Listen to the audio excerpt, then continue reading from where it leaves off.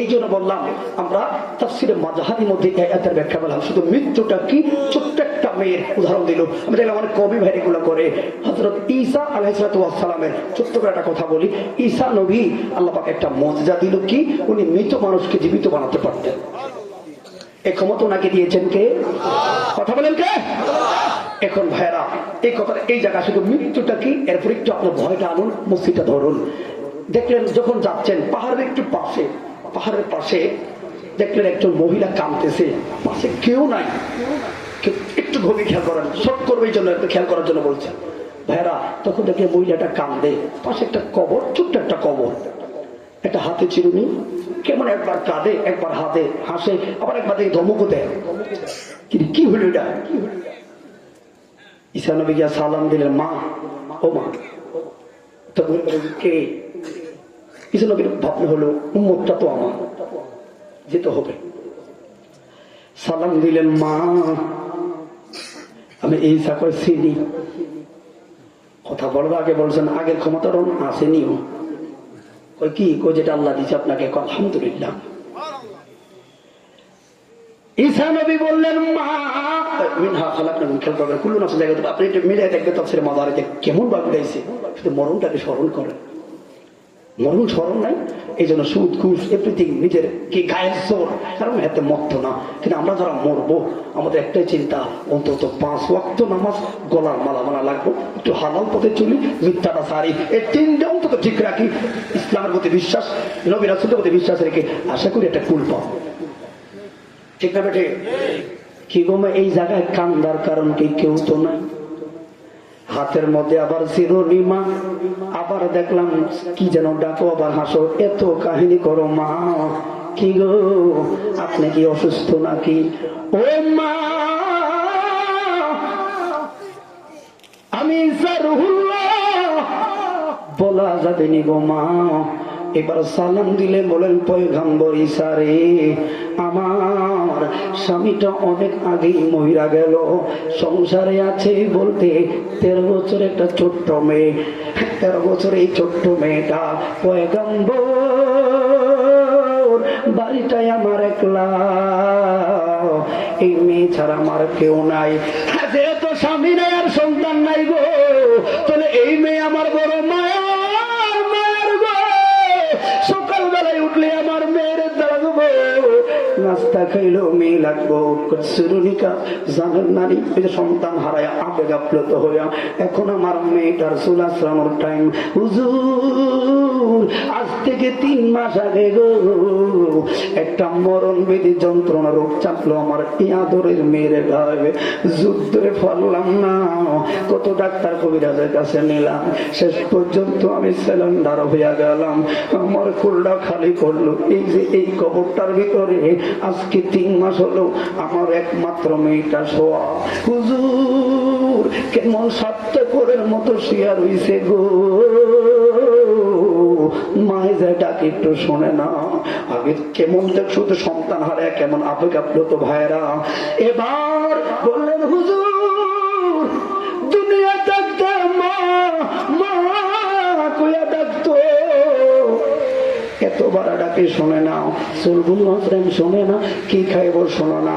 ঈসা নবী রে, মেয়ে তো আমার রে, আর একটা যদি সন্তান থাকতো মনটারে বুঝাইতাম গো, কেমনে রইল কবরে আমার এই মেয়ে ছাড়া, আমার কেউ নাই গো। ঈসা নবী 2 মিনিটের জন্য যদি একটু উঠাইতেন, দেখতাম আমার মেয়েটা কি করে, কেমনে চলে। ঈসা নবী বললেন, মা আসলে আমরা জিয়ারত করি, পারলে টাকা পয়সা থাকলে সালাত সওয়াব করো মামা, উঠানোটা মনে হয় ঠিক হবে না, কারণ পয়গম্বর তো জানে হিসাব কিতাব করে কি। এই কথা যখন বলে উঠানোটা ঠিক হবে না, থাক থাক পয়গম্বরে, আমি তো মা, মা অন্তরটা একটু আলাদা পয়গম্বর। আর যদি এমন কোন মেশিন থাকতো রে, অন্তরটা খুইলা দেখাইতে পারতাম কেমন লাগে, ঘরে গেলে কেমন লাগে, উঠানে গেলে কেমন লাগে। আমার আমার আর কেউ নাই, মেয়ে আমার সম্বল, আপনি যেহেতু পারবেন না আর আমার আশা নাই। মেয়ে মহিলাটা অজর ধারে কানলেন। নবীরা তো হলো আন্নাবী মাসুম নিষ্পাপ কোমলমতি আকলওয়ালা। এবার ডাক দিল, মা পাশে আসো গো। কোমরের সামনে যায় ঈসা নবী শাহাদাত আঙ্গুলটা দিয়া বললেন, কে রে? কুন্দি ইজনিল্লাহ, কুন্দি ইজনিল্লাহ। তিনবার যখন বলল কুন্দি ইজনিল্লাহ, তিনবার কথাটা শেষ হইতে না হইতে আস্তে করে কবরটা ফাললো। কবরটা পায়রা 13 বছর একটা মেয়ে লাফ দিয়া ওইটা প্রথম কবর কদমটা দিয়ে বললেন, আসসালামু আলাইকুম ইয়া ঈসা রুহুল্লাহ। কিন্তু মেয়ের মা তো মেয়ের চেহারা দেখে অবাক। 3 মাস আগে রাখলাম কি এখন দেখা যায় কি? আরেকটা কদম সামনে দিল, আবার বল আসসালামু আলাইকুম ইয়া ঈসা রুহুল্লাহ। 3 নাম্বার কদমটা দিয়া সালামটা দেওয়ার আগে মা কই গো, এ মেয়ে তোর মা এইদিকে, এইদিকে তোর মা, একটু মা থেকে তাকা। মা তো পাগল হয়ে গেল, এইদিকে তোর মা, কি গো এই যে তোর মা, এইদিকে তাকা। মেয়েটা যেই মাত্র তাকাইল, মেয়ের মা বলো কথা বলে পরে, কিরে মা কেমনে রে তোর চুলগুলোর এই পরিবর্তনটা হইয়া গেল? 3 মাস আগে গো যখন তোর এই কবরে রাখলাম তখন দেখলাম কত সুন্দর 13 বছরের মেয়ে, চুলগুলো কালা কালা। এখন দে মারে তুই কি দেখছো? তুই কয় না, তোমার যে চুলগুলো পাইকা হইয়া গেল সাদা সাদা, এটা তো মানা যায় না রে মা। কেমনে রে তোর চুলগুলো পাকলো? কথাটা যেই মাত্র শুনলো রে ওই মেয়েটা বললেন, মা পৃথিবীর মধ্যে এমন কোন মা বাপ নাই গো, সামনে হোক পেছনে হোক প্রত্যক্ষ পরোক্ষ ভাবে হোক সন্তানের কল্যাণ চায় না, নিজের জীবন দিয়ে হইল সন্তানের কল্যাণ চায় মা, উপকার ছাড়া কিছু চায় না মা। কিন্তু আমার কপালটা কেন এত খারাপ হলো গো মা? কি কইল ও মা? মা হইয়া কপালে এত বড় বাড়িটা কেমনে মারলা? কেমনে আমার কপালে এত বড় সর্বনাশ করলা? কি হইল মা? কেমনে মা হইয়া এত বড় ক্ষতি করলা? সর্বনাশ করলি রে মা, সর্বনাশ করলি। এ মেয়ে কি হইল ওই দেখো মা, আসলে বড় সর্বনাশ করলাম। এবার ধমক দিয়া বললেন, বলবি তো কি তোর সর্বনাশ করলাম? আমি আর ভাবছিলাম তোরে উঠাইয়া তোরে বাঁচাইয়া দিব, এবার তুই যে কস মা এটাই হলো সর্বনাশের মূল। ওই কি ও মা গো, আজ থেকে 3 মাস আগে গো আমার সামনে আজরাইল যখন আইল নি, কয় হা না আইলে বললি কেন আইছে? জননী গো মা, আমি 13 বছরের মেয়ে গো, যখন 3 মাস আগে গো আজরাইল আমার দেহে পর করলো মা, একটা চিৎকার মারছি, মনে আছে নি গো? আছে। ও মা আমার জোরে কাঁদছো গো, আজরাইল দেহে যখন পর করে গো মা, সর্বপ্রথম ইনসানের স্নায়ু শক্তিটা বন্ধ, রক্ত চলাচলটা বন্ধ। স্নায়ু শক্তি মানে কথা বলার পাচন ভঙ্গি সর্বক্ষেত্রে তোমার বন্ধ হয়ে যায়। তার মানে যে স্টেশন থেকে সকল সার্ভিস গুলা হয় সব বন্ধ হইয়া যায়। আস্তে আস্তে করে প্রেসার দিলে রোগগুলো চটে যায়, হাড়ের জোরগুলো চটে যায়। বাইরে যে কথাটা বললাম রে, এটা আজ না হয় কালকে তোমার আমার মাঝে হবে রে বা, এই কথাটা এই জন্য স্মরণ করে বলি। তাহলে 5 মিনিট কথাটার সামনে একটু খেয়াল করবেন। মাগো আমি 13 বছরের মেয়ে, যখন উঠা দিব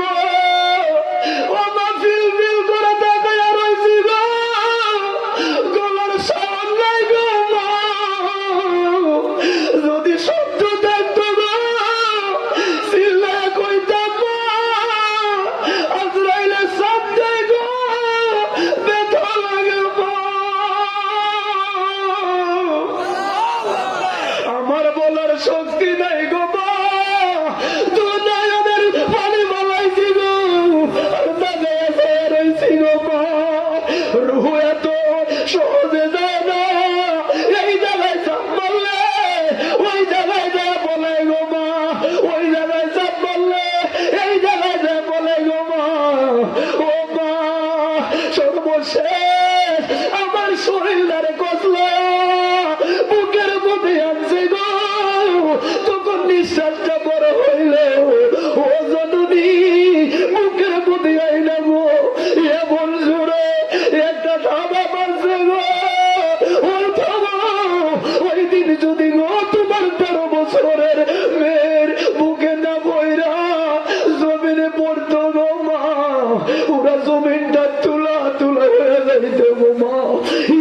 কষ্ট দিয়া রুহ নিজে গো 3 মাস আগে আজরাইলের কষ্টের দখল এখনো যায় না। ঈসা নবী করলেন দোয়া, আল্লাহ করলেন দয়া, ঈসা নবী করলেন দোয়া, আল্লাহ করলেন দয়া, রুহটা আমার আইলো। এটাই শেষ কথা। রুহটা যেই মাত্র আইলো গো মা, কবরে বসতে না বসতে চিন্তার পাহাড় আবার চাপ দিল। আইরে কে রে আমার কবরে এত বড় বাড়ি মারলো। ও মা, আমি কবরে বসলাম, এই চিন্তা করলাম, আরে আরে ওরে 3 মাস আগের দুঃখ বলি নাই রে, কষ্ট বলি নাই রে, এখন আবার রূপ পাইলাম, জীবিত হইলাম, তার মানে আবার মরণ লাগবো, মরা মানে আবার আজরাইল আইব গো মা, আবার কষ্ট দিবে গো মা, কিলে গো মা।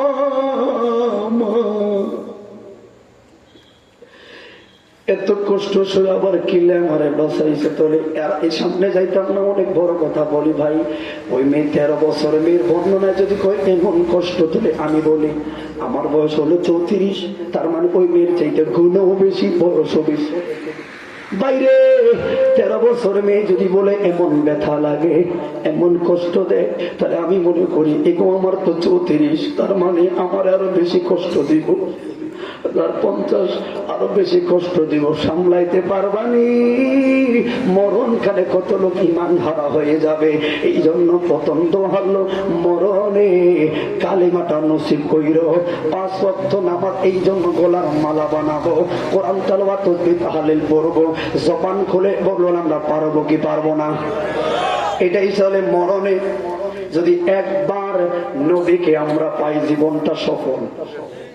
সারা জীবন নবীর সাঙ্গাইলাম, একবার টাকা নাই মদিনাও যাইতে পারলাম না, শেষ। মোনাজাত ছবি হয়ে গেছে, মোনাজাত চলতে রয়েছে না। তাহলে ভাইয়ারা অন্তত একবার মরণের জন্য রসুলকে পাই, দরকার আছে না নাই? কে কে চান, কে কে চান নবী আসুক, নবী আমাকে কালিমা পড়ায়? নবী আসতে পারেনিও, কথা বললে পারেনি। নবী যদি এসে বলে এরে পাগলা, ও পাস করে পাগলা পর কালিমাটা, ইস কেমন হবে।